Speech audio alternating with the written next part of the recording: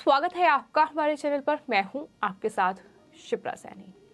शिवसेना के सांसद संजय राउत फिलहाल जेल में बंद हैं और मुश्किलें लगातार उद्धव ठाकरे गुट के लिए बढ़ती जा रही हैं। आपको बताते हैं, लगातार लोगों के मन में ये सवाल बना हुआ है कि संजय राउत की गैर मौजूदगी में अब मुखपत्र सामना में जो संपादकीय वो लिखते हैं, जो साप्ताहिक कॉलम उनके द्वारा लिखा जाता है, वो कौन लिखेगा। हालांकि इस सवाल का जवाब अभी तक लोगों को नहीं मिल पाया है, लेकिन उत्सुकता अब और ज्यादा बढ़ चुकी है, क्योंकि अब साप्ताहिक कॉलम जो संजय राउत लिखते थे उसमें एक अलग नाम देखने को मिल रहा है, कड़कनाथ मुंबईकर। ये कड़कनाथ मुंबईकर कौन है, इसका जवाब भी फिलहाल शिवसेना यानी उद्धव सेना की ओर से नहीं मिल पाया है।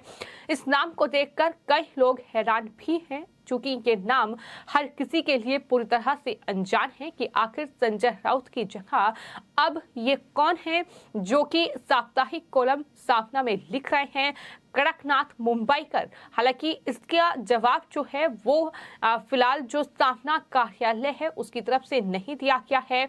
उनसे कई मीडिया चैनल ने संपर्क करने की कोशिश की तो सामना कार्यालय ने ये कहते हुए जानकारी देने से साफ इनकार कर दिया है कि ये संपादक उद्धव ठाकरे का विशेषाधिकार है। ईडी ने संजय राउत को 1 अगस्त को अरेस्ट किया था और उसके बाद से वो पात्रा चोल घोटाले में जेल में बंद है। फिलहाल कोई राहत संजय राउत को मिलती नजर नहीं आ रही है, लेकिन ऐसा लग रहा है कि जेल जाने के बाद अब जो तमाम पद हैं संजय राउत के, वो उनसे छिनते दिखाई दे रहे हैं। वो मुखपत्र सामना जो कि शिवसेना का मुखपत्र है उसमें साप्ताहिक कॉलम लिखते थे, उसमें ये जो संपादकीय है ये उनके द्वारा लिखा जाता था, लेकिन अब कड़कनाथ मुंबईकर का नाम सामने आया है। हालांकि ये कड़कनाथ मुंबईकर है कौन, इस पर अभी भी सवाल बना हुआ है।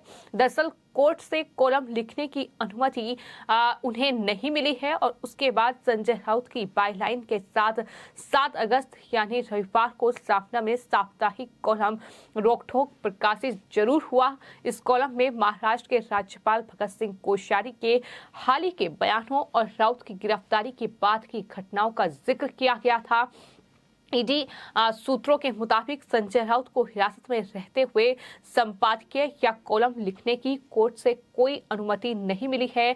ईडी ने 7 अगस्त के कॉलम के बारे में कर रही जानकारी, ऐसे में अब ईडी के अधिकारी इस मामले में भी जांच कर रहे हैं कि आखिर क्या संजय राउत की ओर से ही ये जानकारी दी गई है। ये जानकारी जुटा रहे हैं ईडी के अधिकारी कि ये कॉलम खुद संजय राउत ने अपने हाथ से लिखा था या उन्होंने हिरासत में मिलने के दौरान किसी को कॉलम के बारे में कोई जानकारी दी थी, अथवा ये कॉलम राउत के नाम पर सामना के किसी कर्मचारी ने लिखा था, क्योंकि 7 अगस्त को ये कॉलम प्रकाशित हुआ है और संजय राउत का नाम इसमें है। तो ईडी के अधिकारी ये भी छानबीन कर रहे थे कि क्या संजय राउत ने किसी को इस कॉलम के बारे में जानकारी दी थी कि आखिर क्या कुछ लिखना है, किस विषय पर लिखना है, या फिर उनके नाम पर किसी कर्मचारी ने ये लिखा है। ये तमाम जांच का विषय है जो कि अधिकारी जिसकी जांच में जुटे हुए हैं। लेकिन अब कड़कनाथ मुंबईकर नाम से कॉलम प्रकाशित हुआ है।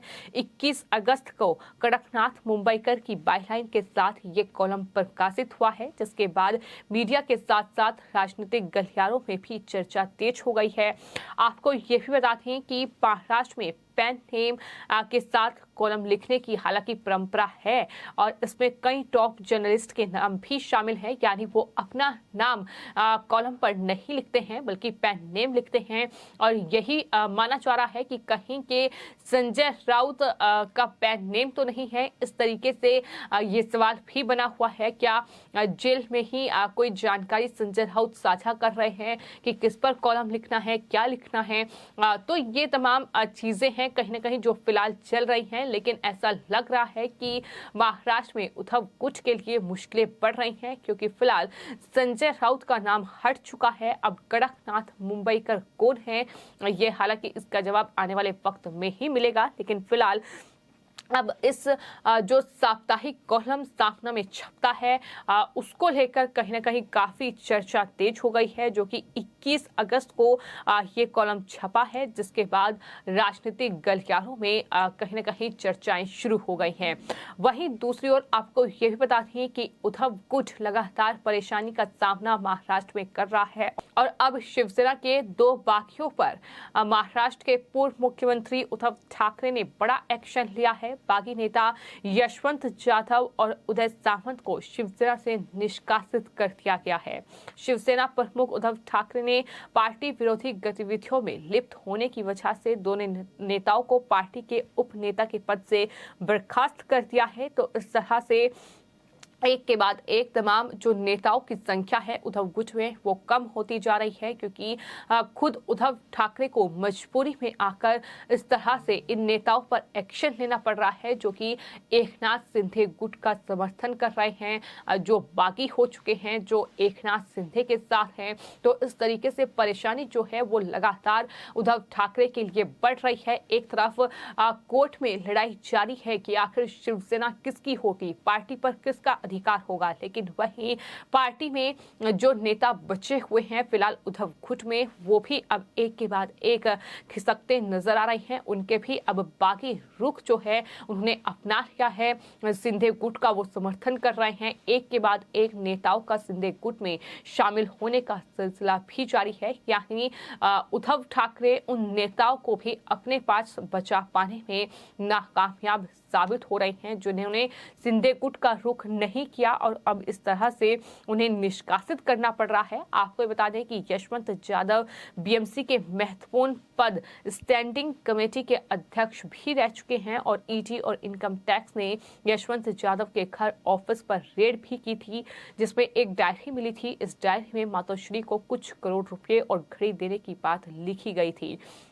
तो क्या यही वजह है कि उद्धव ठाकरे ने उन्हें पार्टी से बर्खास्त किया है? वही बात अगर उदय सामंत की जाए तो उद्धव ठाकरे के करीबियों में से एक हैं। उद्धव सरकार में मंत्री थे, लेकिन बाद में बगावत करते हुए एकनाथ शिंदे गुट में शामिल हो गए थे। उदय सामंत को शिंदे फडणवीस सरकार में उद्योग मंत्री नियुक्त किया गया है, लेकिन अब उन्हें पार्टी से बर्खास्त कर दिया गया है।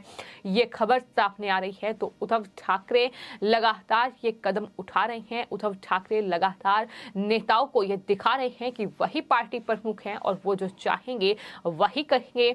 जिन्होंने बाकी रुख अपनाया है अब उन पर इस तरह से एक्शन लिया जा रहा है, उन्हें पार्टी से निष्कासित किया जा रहा है। लेकिन क्या पार्टी पर उद्धव ठाकरे का ही हक है? ये आने वाले वक्त में कोर्ट तय करेगी। फिलहाल कोर्ट में सुनवाई इस पूरे मामले को लेकर जारी है। तो कुल मिलाकर इस तरह की तस्वीर जो है वो फिलहाल महाराष्ट्र में देखने को मिल रही है। तो एक और बड़ी खबर जो महाराष्ट्र से सामने आ रही है वो ये है कि बीजेपी और एकनाथ शिंदे गठबंधन की जो सरकार महाराष्ट्र में बनी है, जिसने उद्धव ठाकरे के लिए परेशानी बढ़ा दी है, अब उस सरकार के बीच चूंकि एक तरफ बीजेपी है, दूसरी तरफ शिंदे गुट है और समन्वय बैठाने के लिए अब आशीष कुलकर्णी की नियुक्ति हुई है। जी हाँ, उप मुख्यमंत्री देवेंद्र फडणवीस ने ये फैसला किया है। ये नियुक्ति इसलिए की गई है जिससे बीजेपी और शिंदे गुट के बीच जो भी मतभेद हो, जो भी विवाद हो, उससे बचा जा सके।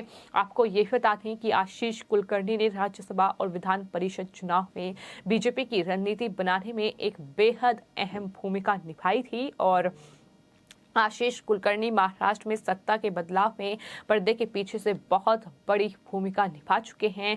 पहले शिवसेना, उसके बाद कांग्रेस और अब बीजेपी के साथ आशीष कुलकर्णी अपने राजनीतिक सफर की शुरुआत करेंगे। तो ये बड़ी नियुक्ति कर दी है ताकि किसी भी तरीके का कोई विवाद जो है वो सरकार में ना आए, दोनों पार्टियों के बीच, नेताओं के बीच ना आए और इसी के तहत ये नियुक्ति की गई है। तो एक तरफ लगातार मजबूती के साथ बीजेपी और एकनाथ शिंदे सरकार जो है वो खुद को आगे बढ़ाने की कोशिश कर रही है, तो वहीं दूसरी तरफ एकनाथ शिंदे को झटका देने की कोशिश उद्धव ठाकरे ने की है, जहां उनके साथ जो 2 नेता गए हैं, उदय सामंत और साथ ही साथ यशवंत जाधव, उन्हें पार्टी से बर्खास्त किया गया है। फिलहाल आपकी इस पूरे मामले पर क्या राय है हमें कमेंट बॉक्स में जरूर लिखें और चैनल को सब्सक्राइब करें। धन्यवाद।